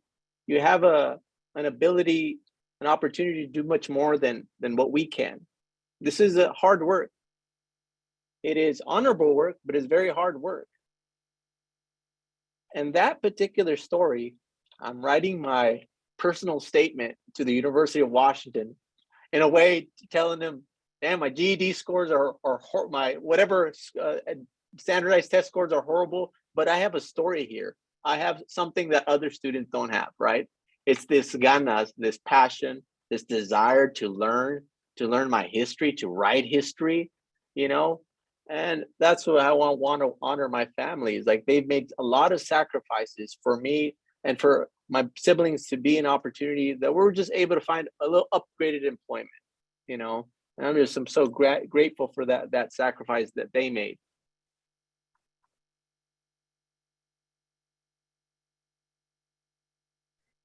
That was beautiful. I'm going to be super quick because I know I want to get to the poetry too. For me, I think the way that I honor my parents is by living a life of expression. And when I started doing oral history or interviews, and in the same kind of spirit that Mark, you were talking about, just sitting down and having conversations and asking a lot of questions. One of the first questions I asked my dad was like, Dad, take me to a day in the field. What was it like to work in the fields? And I imagined that he was going to take me to a moment that I knew about. Oh, I said, yeah, you know, when it was really hot or whatever. No, he took me all the way back to when he was 6 years old and walking to the milpa with his little brother. And that's when I started to really understand that his connection to land was completely different than my connection to land. My connection to the land in the Yakima Valley and in Washington State, Pacific Northwest, was all centered around labor. It was all ugly dirt, the smell of asparagus. I didn't even like asparagus for a long time. If you picked asparagus, you know why. But when I understood that my parents, they still garden, my dad's 91, my mom's in her 80s, they still garden, they have fruit trees all over their house. Their connection to the land is so much more connected, so much more relational outside of labor. So that's how I choose to kind of honor their legacy, is to build and construct a relationship with the land that's different than labor, that's different than you know, this capitalistic agricultural landscape that we're so used to, and really honor listening to the earth, putting my feet on the grass, listening to plants, and timing, keeping a clock based on the Malvarrosas versus this stretched out way of tracking time.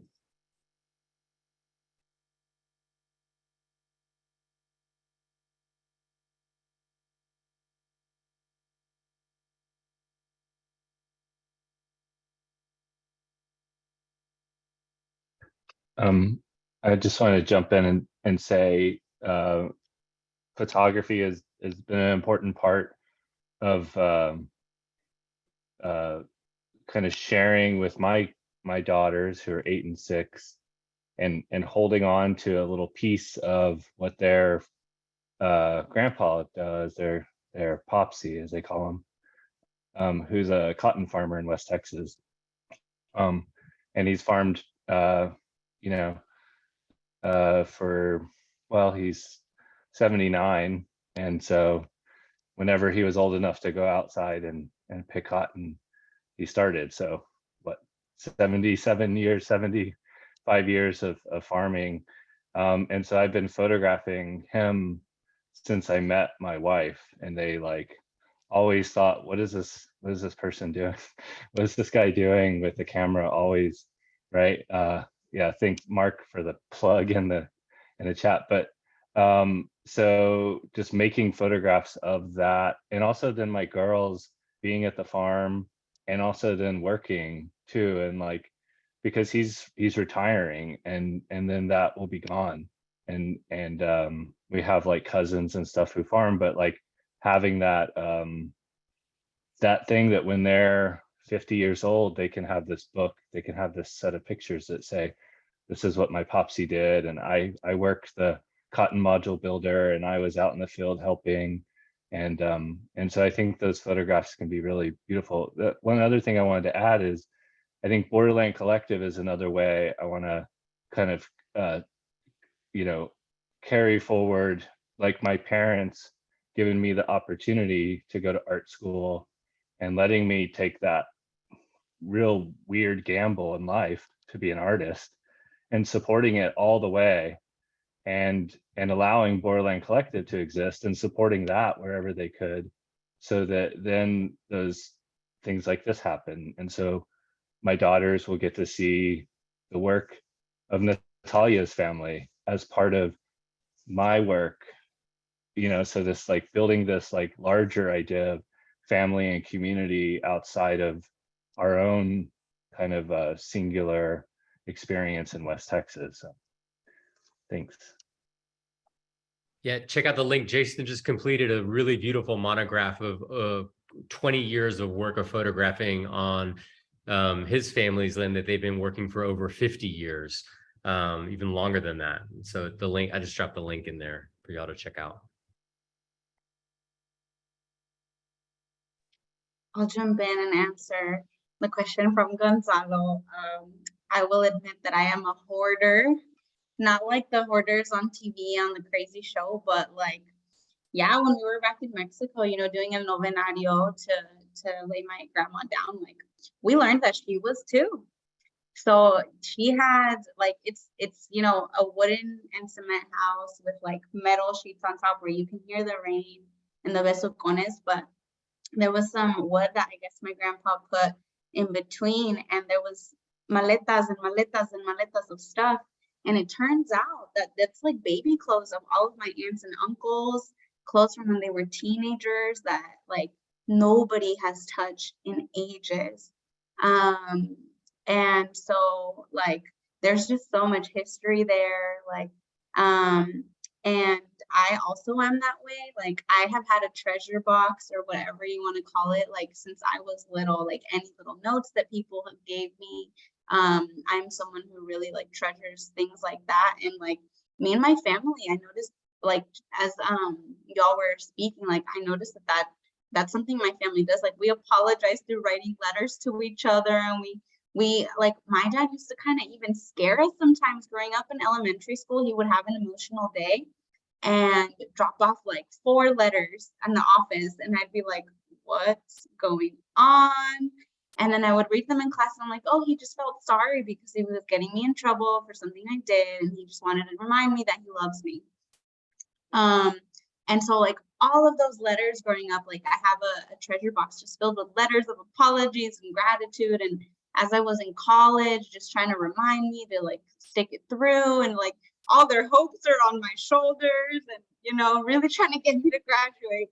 And so I definitely am a hoarder, and like I think not of like materialistic things, like a lot of it are letters and pictures, but definitely like it fills my heart when I do have moments that like I got married about a month ago, and I was like looking through everything, looking for pictures, and I'll just randomly have like an all-nighter because I just go back through everything, and it's beautiful, and my husband thinks I'm crazy for it sometimes, but I'll just sit there and be like crying and like laughing and crying and laughing all night by myself with my little box.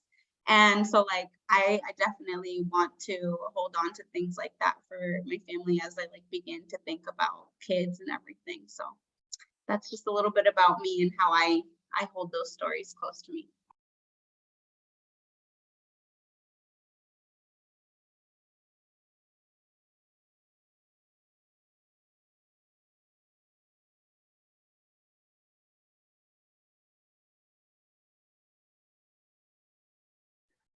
Monica, did you want me to go, or are you ready? No, I mean, I could just quickly share. I mean, everything everyone has said is so beautiful. And I mean, I think just for me, what's has been really important is in undergrad, one of my professors had us do a family tree and genealogy. And that was like my first step in learning about my parents and my grandparents and my great-grandparents' history. And I feel like that assignment has stayed with me through graduate school and through, you know, now being a professor. I try to, you know, do a lot of that reflective work in my own teaching. And I'm so grateful that I get the opportunity to, you know, now write about our histories. And I think that's the way for me of honoring, you know, both my families and also just everybody else that's come before me, all of the, you know, people that have broken the mold to enter these spaces like academia, right? Like coming to, you know, the Pacific Northwest, to places that are unknown. All of those moments are important for us to be able to see something different and be able to do something just as important as what our parents came to do, right? To build families and to, you know, start new lives in different places. And so I'm just really grateful that my work continues to document that, and that it's a way to acknowledge those rich histories. So I'll end there. One thing I'll throw in, I have a 12 and a 14-year-old, and you know, as you're raising teenagers, a lot of reflection, a lot of things that happen inside of that. And as I reflect on my ancestors, right, there's some beautiful things that have come down, right? Hard work and service have been there, but there's some hard ones, right? The machismo that runs in my family is so deep. And that is something that I think that, right, naming that and working against that is also carrying forward my ancestors as well, right? And learning from the mistakes that we make as families, right? That it's a complicated mixture, but in trying to not recreate those generational traumas, right, that come down as well. And I think that naming it is really important, and then doing everything to work against it, and not just in negative ways, but in positive ways, right? How do you take you can name machismo, but what's the other side of that, right? How do you create spaces for sharing and for consensus to come into families as well? So when I think about honoring my ancestors, I think that a lot of it, first for me, goes to like some of the emotional work that needs to be carried forward to the next generation.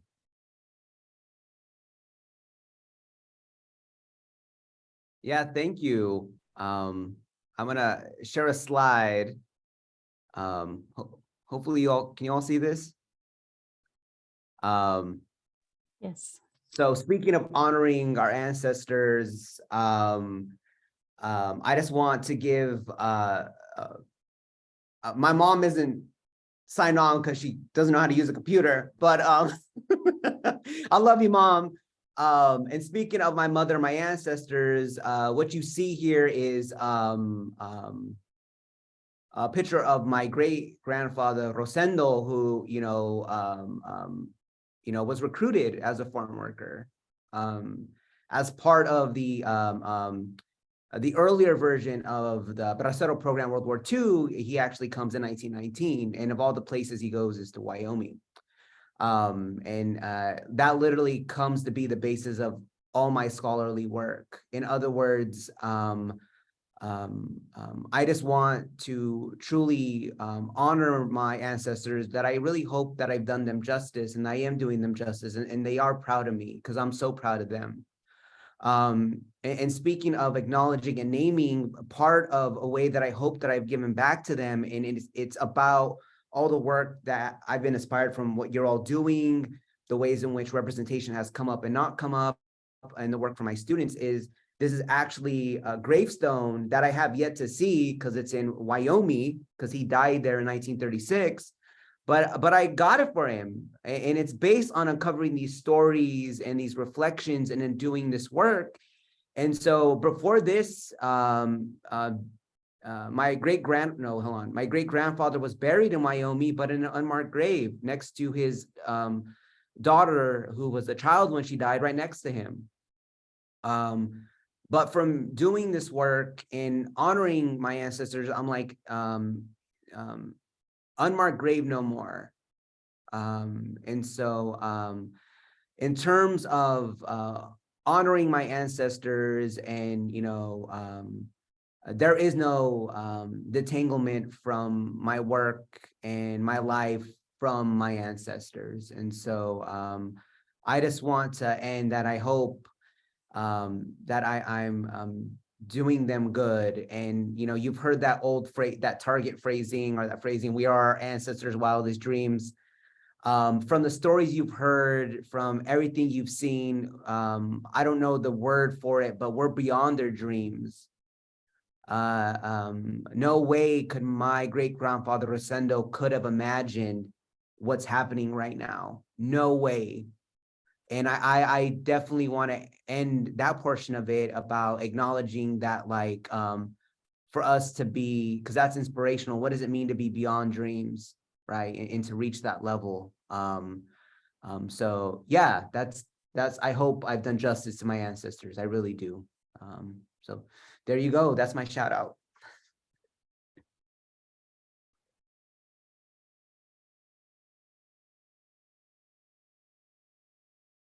And so speaking of shout outs, as promised, Ricardo,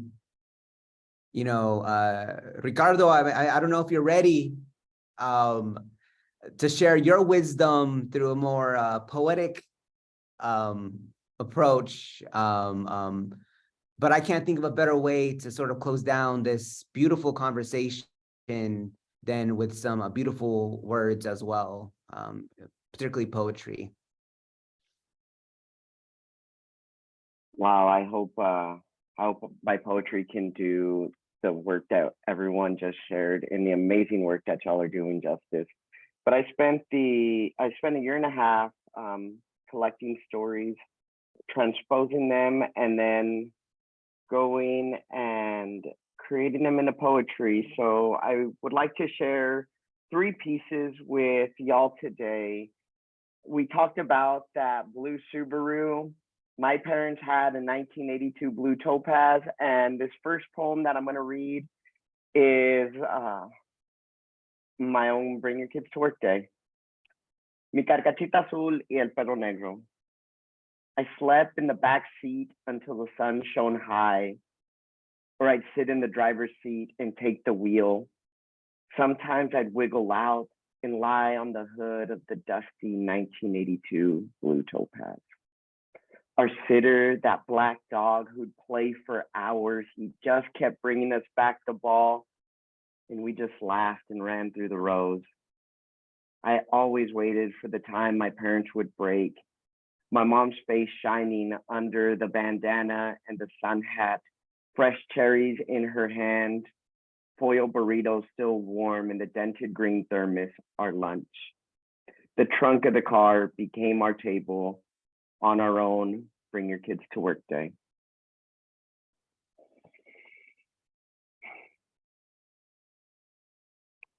The next poem I wish to share, these poems were written in collaboration with friends and family from my community in Central Washington. Jose, I met during my time at Big Bend Community College in Moses Lake. He came to this country at 3 years old, lived in California before his family came north. At 12 years old, he worked his first day in the field planting an apple orchard. Last year, he went back to that orchard. And when you plant apple trees, you go and you string them up on 3-level lines. When you first plant them, they fit that first level, and as they grow, they reach level 2. And once they reach level 3, they begin to mature and start reaching that time to be able to harvest the fruit from them. And he said it was something special to see those trees reaching level 3. Well, at 12 years old, he received fake documentation, and he worked in a cherry orchard. So this was his second day ever working as a 12-year-old young man. This poem is entitled El General lidera sus tropas en el campo de batalla. ¿De dónde han venido estos guerrilleros rojos y negros? ¿Cómo saben cazar los pulgones que se alimentan de la pulpa suculenta de la gala? Yo estaba listo para dirigir a mis hombros de lunares, enviarlos a la batalla. Mantengan la línea, Catarinas, protegen la fruta. El sello orgánico nos necesita. La cubeta zumbaba cuando mi madre me lo pasó. Pon atención, estás trabajando. The general on the battlefield leading the troops. Where did these red and black warriors come from? How do they know to search out the aphids that feed off the succulent tissue of the gala? I stood charged to lead my spotted counterparts, sending them out to battle. Hold the line, ladybugs, protect the fruit. The organic label needs us. The orange bucket hummed as my mother handed it to me. Pon atención, estás trabajando.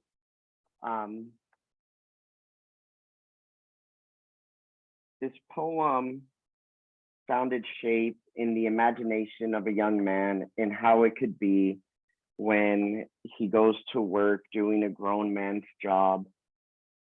Playing yet working is something rare that I'm lucky that my children had never had to experience, but you know, I related to the story, being in the field, picking the bottom of the trees, helping my mom. We talked a little bit about the difficulties it is working in the orchards, picking asparagus. So this poem is entitled Stoop Labor Standing Up. The whole collection is printed side by side in Spanish and English, going and using the binding of the book as a border, how language may be the true border that separates households, ideas, stories. So it would have been unethical for myself and the press to go and to record these stories and not print them in both languages, ensuring that they're accessible to my community, who was so generous in sharing them with me, so I can in turn record them and share them with all of y'all. I've never had a conversation with my mom in English, and I don't intend to. So for her to be able to read this book in her native tongue was always important. This poem opens up with a quote from George P. Clements from the LA Chamber of Commerce in 1929. Much of California's agriculture labor requirements consist of those tasks to which the Oriental, Asian, and Mexican, due to their crouching and bending habits, are fully adapted, while the whites are physically unable to adapt himself to them. That quote always strikes me so powerfully of how someone may think. The first time I read this in a group, a woman stopped me and asked me after the reading if that was true, if Mexicans are more adapt, which I was just completely floored how that could still be a question 100 years after this was originally written. Put the bucket on your left side. Tighten it down with the belt, holding the V-shaped knife lightly in your right hand. Stoop lower, reach the base, step carefully. Do not smash a single spear. Grab, jab, and move. Do you got that? Grab, jab, and move. From row to row, hold the spears. Wait until your hand is full, then fill the bucket. Full buckets weigh 15 pounds. They pull on your body. Oh, you'll strain from being stooped. Always stooped. Grab, jab, and move. Do you got that? But the 18 cents a pound adds up quick as a rose are trimmed, as quick as the asparagus grows back. So do the days, always stooped. Grab, jab, and move.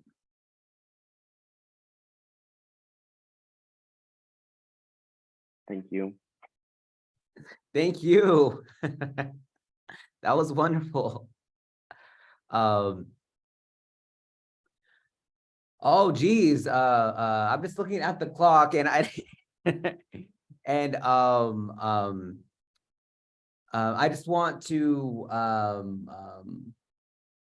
open up the last 10 minutes or so that we have to possible audience questions that they have for any of us. I know that's not a lot of time, but I also appreciate how much we brought to the table. There's, like I said, there's a lot of knowledge, there's a lot of gifts here. And so apologies to the audience. I hope you appreciated that. But like I said, and I want to leave the last minute or so for y'all to give any shout outs, announcements, plug in your work again, right?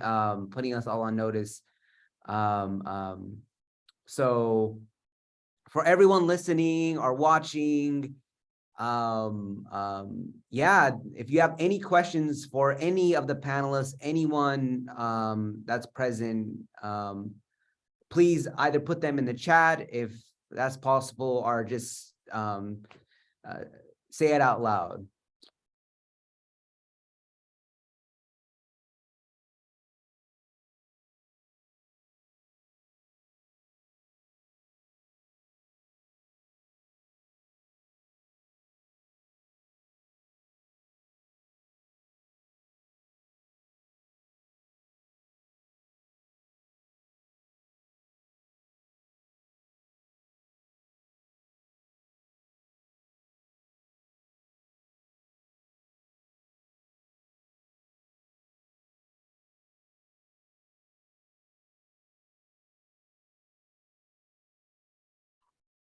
We got a question.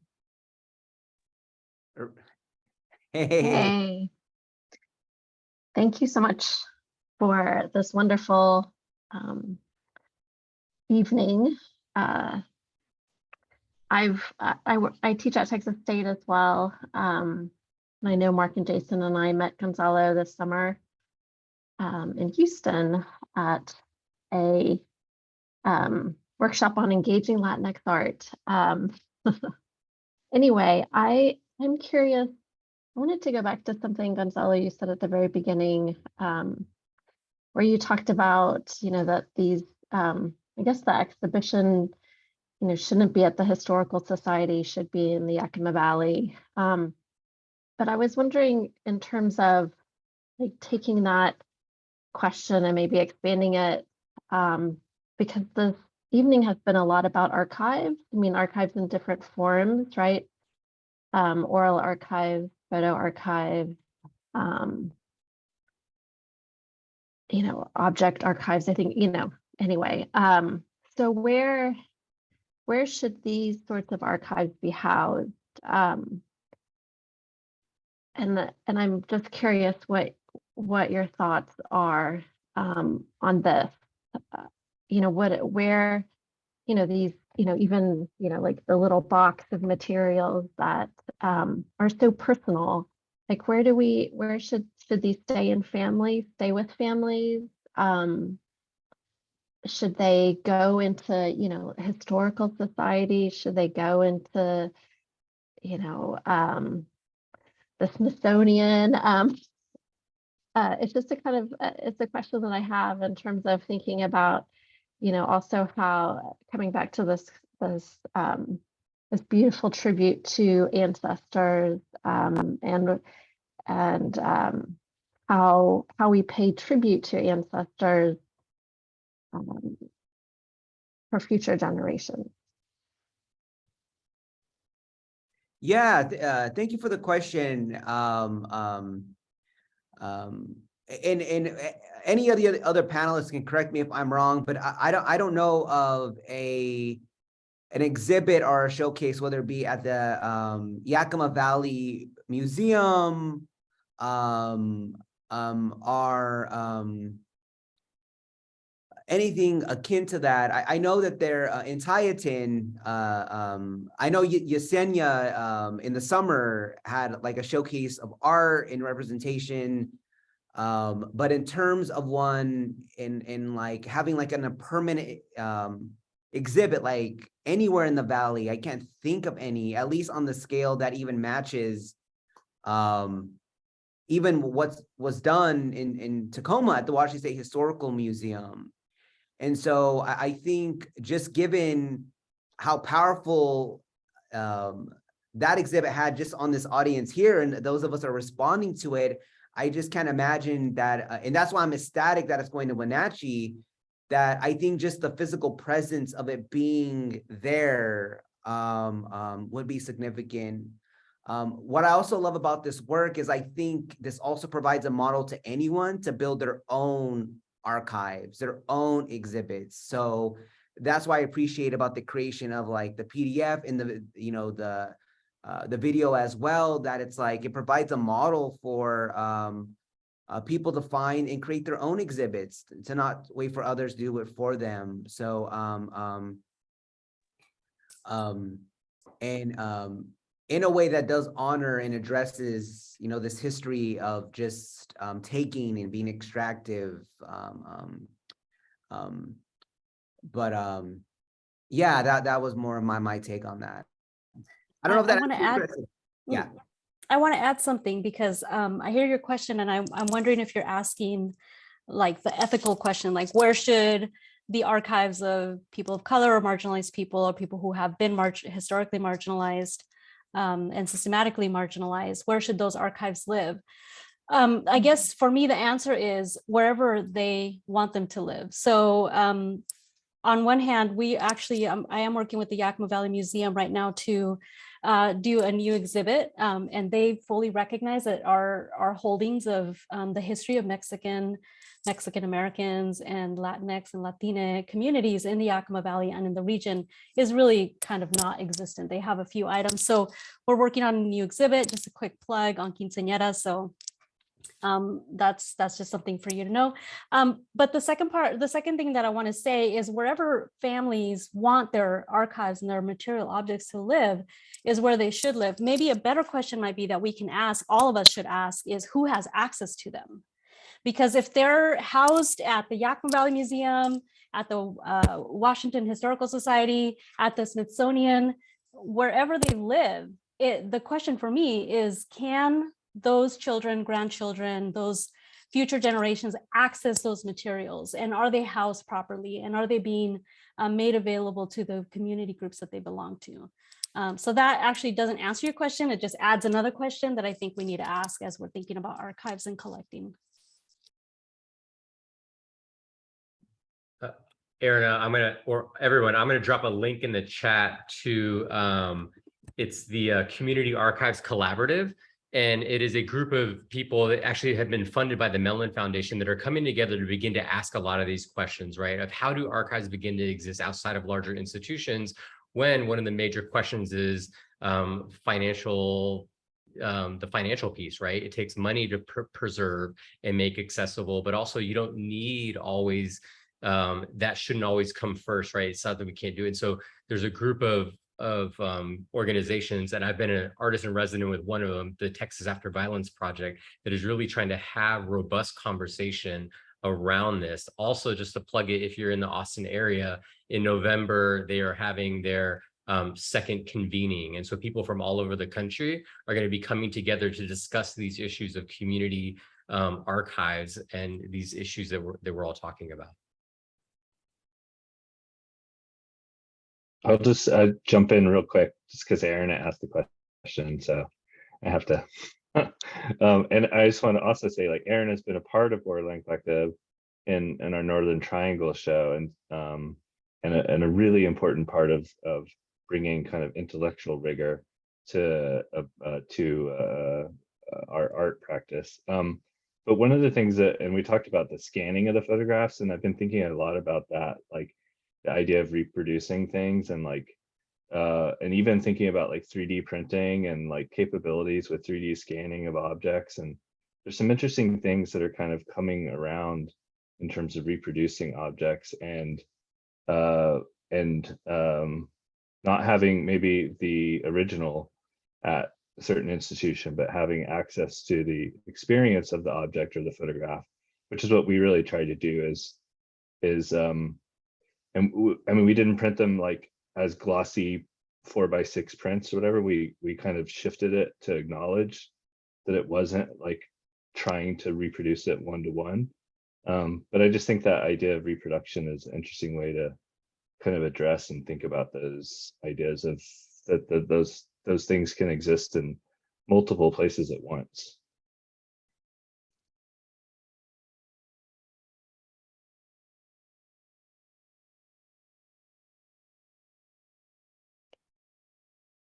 Thank you.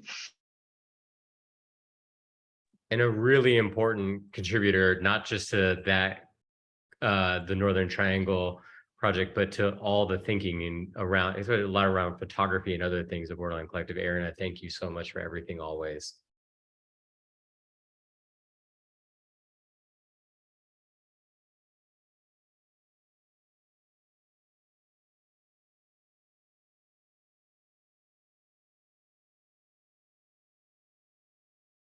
Any other questions from anyone in the audience?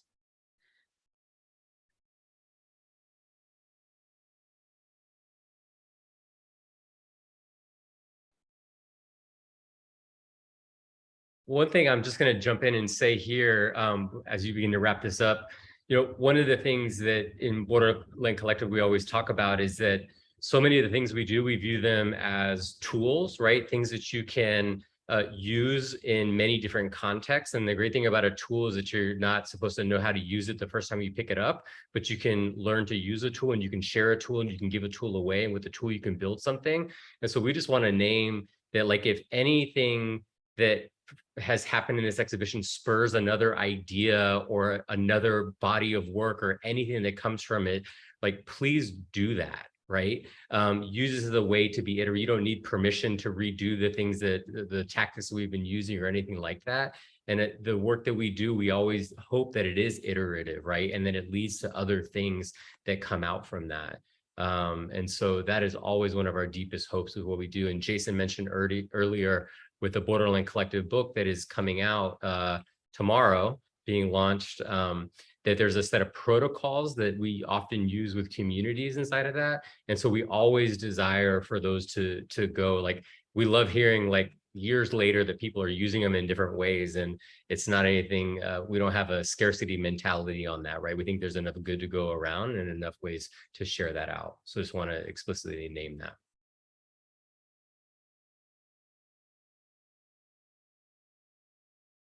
Yeah, make sure you send a link to the book so we can hype it up. And have, one of the things I want to leave in, and I just love all of this so much, and we're closing out.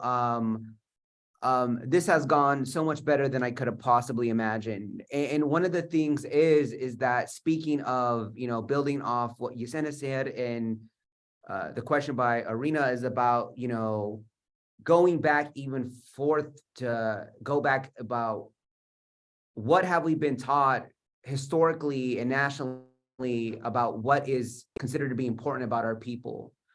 And so many times I've had this conversation with my students, so many times I had a conversation doing oral histories where, like, you're the first person who asked us about our story. This is the first time anyone's ever asked. And that's, we're going centuries, 50, 60 years, where so much of this gets lost, where like they throw away that important document, that important picture, where literally what's been internalized is this idea that we don't matter, so much so that we don't even archive, we don't even keep these memories, right? And so that's why I think this exhibit, this conversation, the multiple forms of representation, not just one, the multiple generations here, is so important, because it just once again shows how much we do matter on all these aspects. And that I highly encourage anyone listening, ask those stories, you know, keep the pictures, keep it all, you know, channeling Natalia, be that hoarder, right?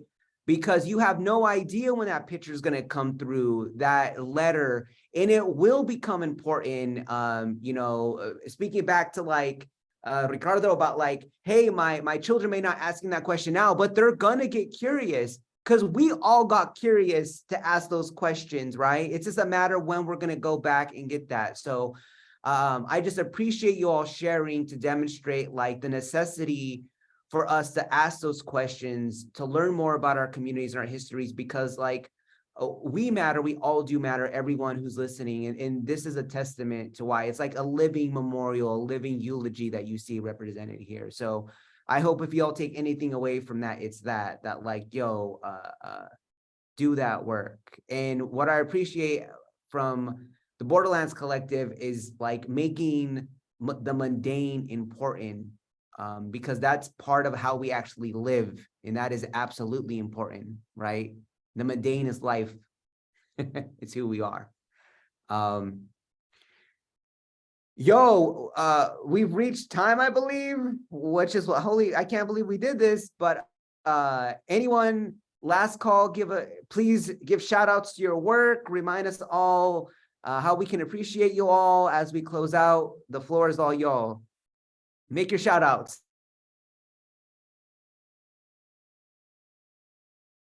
I'll take the lead on it. Thank you everyone for listening. My name is Ricardo, Ruiz.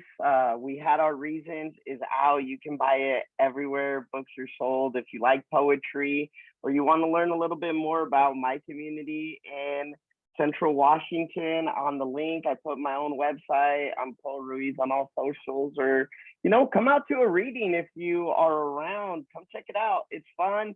I try to have a good time. And lastly, go Mariners. I'm a big baseball fan.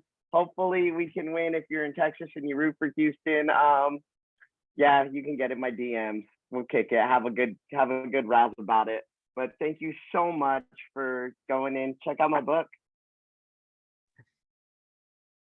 Monica, you wanna plug your book? Yeah, I just dropped the link for my book. If you want to learn more about how this radio station in the Pacific Northwest changed the landscape of radio and public broadcasting, check out Feminista Frequencies, community building through radio in the Yakima Valley. And thank you again to everyone. Thank you to Gonzalo for the invitation, but mostly to the families and to the history and the important place that migrant farm workers and Mexican American Latinx folks have in the Yakima Valley and across the US. But thank you all.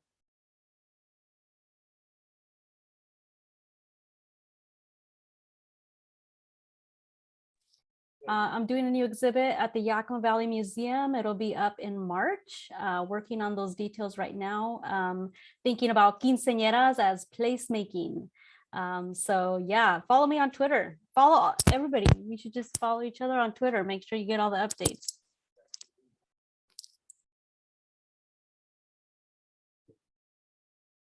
Josué, Natalia. This is wonderful. Thank you all. Thank you, everyone. I work with students. My work is for students. So if you know anybody who goes to the UW, is a college student, wants to just talk, wants to find community, send them my way. All right, y'all, I want to respect everyone's time. I know for me it's 10. I think for Mark it's 11. But this has been absolutely beautiful. I appreciate the hell out of you all. And like I said, this is hands down probably one of the Zoom sessions ever, if not panels I've ever been part of. Like just the joy, the stories, the memories, what it was incredibly generative, the multiple representations. I appreciate you all. And it's truly an honor that I was part of this panel with you all. Thank you so much.